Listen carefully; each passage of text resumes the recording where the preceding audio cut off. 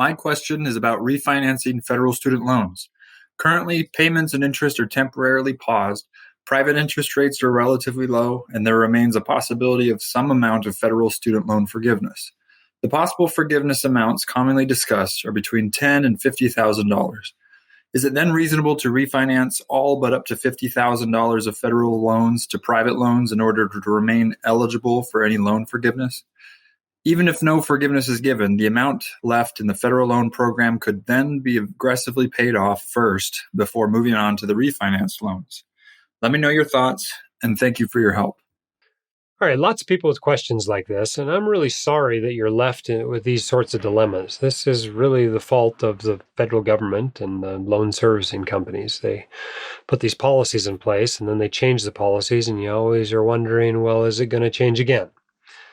And it makes for you having to make decisions, important decisions that affect your finances significantly, for which you don't have all the information you need to make the decision.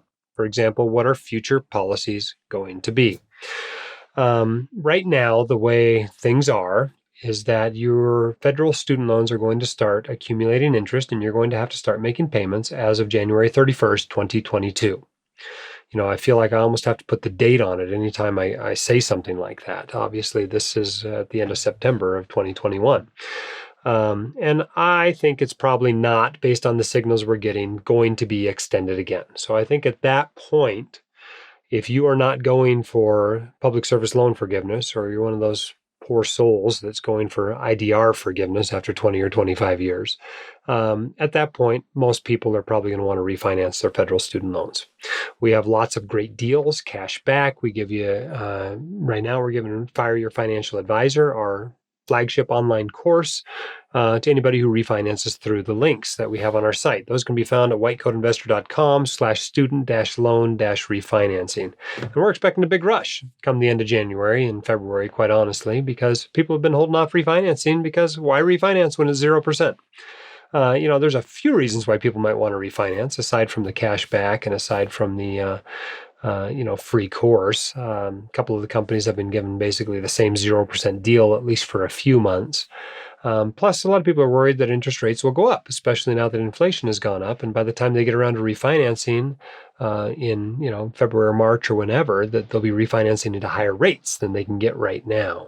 And so some people are refinancing earlier rather than waiting until January 31st. But I think most people are waiting until January 31st. Obviously, your private student loans, or any student loan you've already refinanced, you can refinance again, right? Again and again and again and again, as long as you can get a better deal. And if you're switching companies, you generally get more cash back if you're going through our links. And so I'd encourage you to keep an eye on rates, and anytime you can get a lower rate, or heck, you can get the same rate and still get a cash bonus, it may be worth the time to take to refinance. I mean, once you've done this once, you've kind of got the paperwork together, and it just doesn't take that long to apply again. So why not? As far as holding something back in hopes that there is a new law out there forgiving your student loans, I don't know that I would do that. But if you really think this is a likely possibility for you, then sure, hold on to a little bit. I would not hold on to $50,000 though. The only people that have talked about forgiving $50,000 are the most left-wing members of the Senate. Okay, there has never been any sort of broad consensus to refinance that much in student loans. The only thing I have heard come out of President Biden's mouth is maybe $10,000.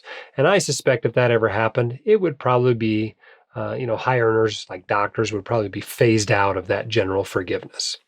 You see articles every now and then about student loan forgiveness happening. The only forgiveness that's happening that's outside of PSLF, which is obviously happening now. If you listen to the Milestones to Millionaire podcast, you've heard several people that have received their PSLF forgiveness. And IDR forgiveness that nobody's ever qualified for yet, because it hasn't been 20 years since that was put in place, are people that have basically either become permanently disabled or their schools scammed them, right? The school pretended they were putting on an education they really didn't. Those student loans have been forgiven. But there's been no other student loan forgiveness, and there are no plans for any other student loan forgiveness other than what I've already mentioned. It would have to be a new program, a new law, a new regulation that did that. I think it's pretty unlikely, but I've been surprised before. So if you wanted to hold $10,000 out or something like that in hopes that the taxpayer will pay it off for you, I suppose you could do that.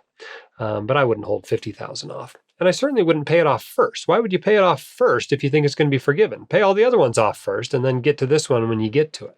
Yes, it's going to be a higher interest rate than what you can refinance to, but that's why you're holding it out, because you think it's going to be forgiven. And you're willing to take the risk that you pay more in interest on it to eventually pay it off in order to get it forgiven. I probably wouldn't do that. $10,000 in student loans for a doctor, come on. You should be able to pay that off in a month. If you're making a typical doctor income, right? The average doctor income right now is $275,000. Now, obviously, there's lots of doctors making less than that, but still, $10,000 ought to be an amount that you ought to be able to carve out of 1 or 2 monthly paychecks and pay off that amount of student loans. So, not really a game I think doctors really ought to get into, hoping that the rules change and will take away their student loans.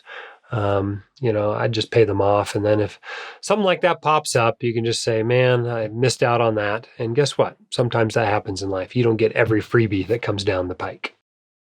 If you want your questions answered by the White Coat Investor, record your question at whitecoatinvestor.com/YQA or click the link in the description. My dad, your host, Dr. Dolly, is a practicing emergency physician, blogger, author, and podcaster. He is not a licensed accountant, attorney, or financial advisor, so this podcast is for your entertainment and information only and should not be considered official, personalized financial advice.